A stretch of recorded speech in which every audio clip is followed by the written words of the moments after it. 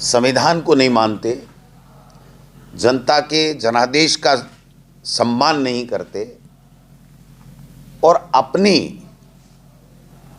बात को थोप करके जनता को प्रभावित करने की, गुमराह करने की चेष्टा करते हैं। और उसी चेष्टा के तहत आपने देखा होगा कि टीटी साहब जो भारतीय जनता पार्टी के उम्मीदवार थे, उनको उन्होंने मंत्री की शपथ दिलाई। सबसे पहला तो हमारा ऑब्जेक्शन ये है कि आप आदर्श आचार संहिता लगने के बाद में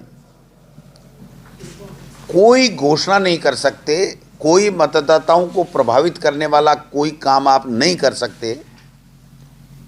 आप एक स्कूल में विषय नहीं खोलने की घोषणा कर सकते और आपने इतना बड़ा उल्लंघन आचार संहिता का और संविधान का किया है कि आपने तो जनता को एक तरीके से ठेंगा दिखा दिया।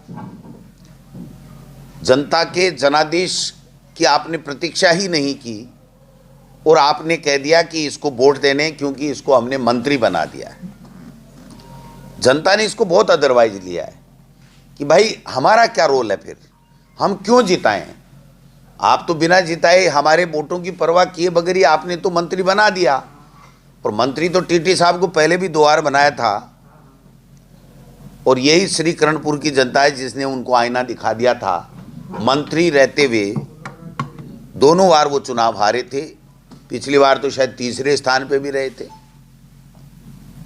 तो ये जो कृत्य उन्होंने किया है, मैं समझता हूं जनता में इसका बाहरी रोष है और भारी मतों के साथ में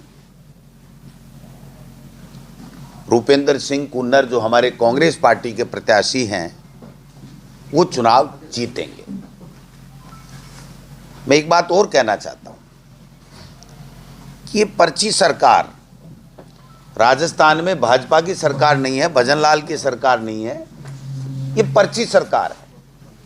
ये दिल्ली से पर्ची आती है, आपने सबने देखा, मीडिया के भाइयों ने देखा होगा। जैसे पिक्चर में होता है ना, वो अली बाबा और 40 चोर में खुल जा सिम सिम, ऐसे खुल जा पर्ची का हिसाब किताब कर लें, क्योंकि बहुत सारी पर्चियां खंगाल करके बहुत सारे लोगों को उन पर्चियों में जो हिसाब किताब है उसके आधार पर जेल में जाने की तैयारी अभी से कर लेनी चाहिए। टीटी साहब को मंत्री बनाने का भी काफी विरोध कर रही कांग्रेस।